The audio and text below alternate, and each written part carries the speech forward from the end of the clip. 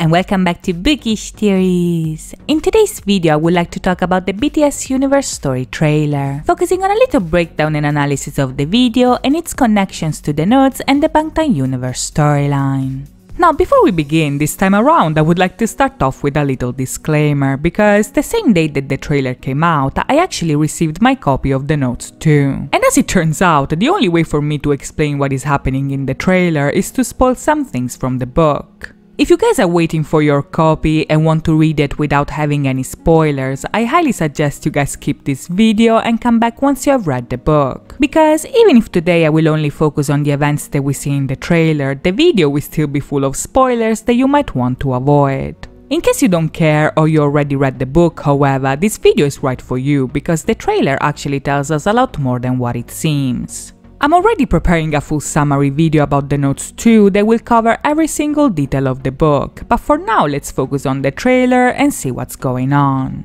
Now, at the beginning, the video opens with a close-up of Jin smiling in his room, and right off the bat, this is very interesting because, judging by the notes, this very first scene is actually a reference to the final climax of the book. You see, in comparison to the Notes 1, which for the most part can be seen as a coming-of-age story focused on Jin's attempt to save his friends, the Notes 2 has a very different vibe. It's much darker, we see some of the characters going through very traumatic experiences, and Jin's character in particular is so affected by the time loops that his behavior and personality go through a dramatic change that has a big impact on the group dynamics as well. Throughout the book, it's very difficult to see Jin smile because the story largely portrays a transformation for the worse that will eventually get solved when he finally understands what is the map of the soul. So the very first scene of Jin smiling at the camera actually shows us the resolution of his journey as well as his character arc. This moment, however, is still out of reach for now because, as the video shows us, the main conflict of the story revolves around Jin's failure in saving Namjoon from dying in a fire. As the Notes 1 anticipated in one of Taehyung's prophetic dreams, on September 30th, Namjoon is bound to die in a fire after saving the life of Woo-chang, who is a boy who lives with his grandmother near Namjoon and that we also see in the trailer hiding in Namjoon's container. As it was foreshadowed in the Map of the Soul notes, the book confirms that this event is directly connected to Kim Chang-jun, who is none other than Jin's father as well as a member of the National Assembly working on a redevelopment plan of Sonju City, which is the town where all this mess is actually taking place. Now, since in the eyes of the public, Kim Chang-jun is portrayed as a very respected politician, in the story this project is meant to have a positive impact on the city because its goal is to create more jobs and bring innovation. But the problem is that this plan also involves the demolition of some of the least well-off areas in the city, which include both the orphanage Hosok grew up in as well as the containers next to the station. In the video, we see that when Jin goes into his father's study, he finds a document attesting that Namjoon will be one of the people who will be evicted because of the demolition. And from this point on, things start to get very tricky because the story actually turns into a full conspiracy thriller. You see, in the time loops, Namjoon is set to die on September 30th, which, according to Mr. Kim's documents, is the date of the demolition. But if we take a look at the video, Namjoon's death is not caused by the demolition itself, but by a riot of some sorts. And this is important because, as it turns out, Jin's father is not as respectable after all. In the Notes 2, Namjoon and Taehyung actually managed to steal a document from Mr. Kim's office. And this document not only discloses that Mr. Kim hired servicemen to evict the people living in the containers, but also that the police agreed not to intervene even if violence was expected. So the people that we see rioting in the video are none other than Mr. Kim's henchmen sent in to destroy the containers and beat up whoever tried to resist. In the story, Namjoon's death is basically caused by Jin's father, and since Jin is well aware of this fact, he tries everything he can in order to save him. As the video shows us, Jin tries to stop Jun from dying on different occasions, but no matter what he does, Namjoon always dies and the time loop always resets. And this is something that heavily affects Jin's behavior because right from the beginning of the book, we get the sense that between the Notes 1 and the Notes 2, Jin has lived through a huge amount of time loops that take place off page and off screen. You see, even if in the notes 2 the story largely takes place inside of a single loop, it is also hinted that Jin has possibly lived through years worth of loops at this point. So his character is so worn out by the constant repetition that he loses sight of his purpose and actually starts resenting the others who are completely unaware of what he's going through. This is why in the video Jin doesn't even react when Namjoon dies. It's because he's seen it before and at this point he doesn't even care. In contrast to the notes 1, where Jin's actions are defined by his desire to save his friends, in the notes 2, Jin only wants to save himself. So when he fails once again and goes back in time, his behavior changes according to his new resolution. His new goal here is to prevent the accident that takes place on September 30th and end the time loops for good. But if something happens, someone gets hurt or left behind, this time there is nothing he can do. At the very beginning of the book, Jin straight up says that what is more important than saving everyone is that at least he has to come out of this alive. So judging by this quote alone, you can see that his character is already changing for the worse. Now, on the one hand, this change is obviously due to exhaustion because, as I said before, at this point Jin has lived through an endless number of loops. But on the other, this transformation is also connected to the pact that he made with the cat, which in the video shows up to clarify things that in the book are actually left a bit ambiguous. You see, if in the video we get to see a dream sequence where the cat tells Jin that finding the map of the soul is the only way to save Namjoon and end the time loops, in the book this vision took place long before the final loop that is portrayed in the notes 2, which means that the change Jin experiences at the beginning of the book is not something that happened overnight, but something that has been building up ever since the cat told him about the map of the soul. Now this is important because in the vision the cat tells Jin that receiving a clue about the map of the soul will have a price. But what Jin doesn't fully realize here is that he is already paying this price because the clue about the map of the soul is to know about the map of the soul in the first place. While in the trailer we see Jin going through the loop and revisiting the same scenarios already portrayed in the notes 1 and in videos like I Need You and Run, what the video is actually showing us here is how detached he has become from his friends, because in comparison to the other time loops, this time he's not with them but looking at them from far away. This right here is actually a perfect representation of what happens in the notes 2 as well, because even if in the loop portrayed in the book Jin does everything he needs to do in order to get to September 30th, he also keeps his distance and doesn't interact as much. Much like what we saw in the notes 1, in order to get to Namjoon's death, Jin still has to save Yoongi from the fire, keep Hoseok from falling down the stairs, lead Jimin to break out of the hospital, keep Taehyung from killing his father, and avoid the death of his girlfriend. And he does all of that, but this time only focusing on his own interest and using the others to accomplish his goals. The point here is not so much that he doesn't want to help his friends anymore, but that he wants to help them because this would help him to save himself. And this is because, as the video foreshadows, he's slowly forgetting all the experiences that he shared with his friends. He's drifting away from them and observing the past as a spectator. And this is important because, much like I anticipated in my theory about the cat, this is exactly the price that Jin has to pay for the clue about the map of the soul. Jin's punishment here is to forget his happy memories and eventually forget about his friends for good, thus transforming into a soulless man without emotions, overcome by emptiness and unable to feel happiness, joy or love. And the worst part about this is that this change has already begun, but he doesn't care because he is in agony and just wants the loop to end. As you can see, the Bangtan universe is taking a very dark turn, but as the video shows us, Jin gradually losing himself also overlaps with a change of perspective that brings Taehyung right in the spotlight.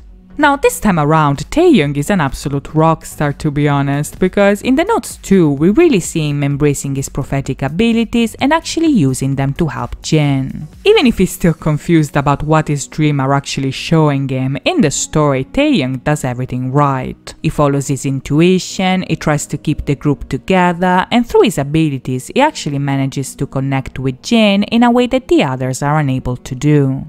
As we see in the video, Taehyung's dreams give him an insight on the living hell that Jin is living through. So when the time comes to actually get involved in his struggle, he is the one giving the heads up to the others by texting them to get ready. Now at this point, the trailer also shows us what the others have been doing up to this point. So as we see very generic scenes of Jungkook at school and Namjoon at the library, we also see Hoseok running a show and Yoongi and Jimin in Yoongi's workroom. Now, Hoseok's scene here is actually a reference to an event that takes place a bit later in the timeline, because throughout the book, his subplot mainly revolves around his attempt at convincing Jin's father not to destroy the orphanage he grew up in.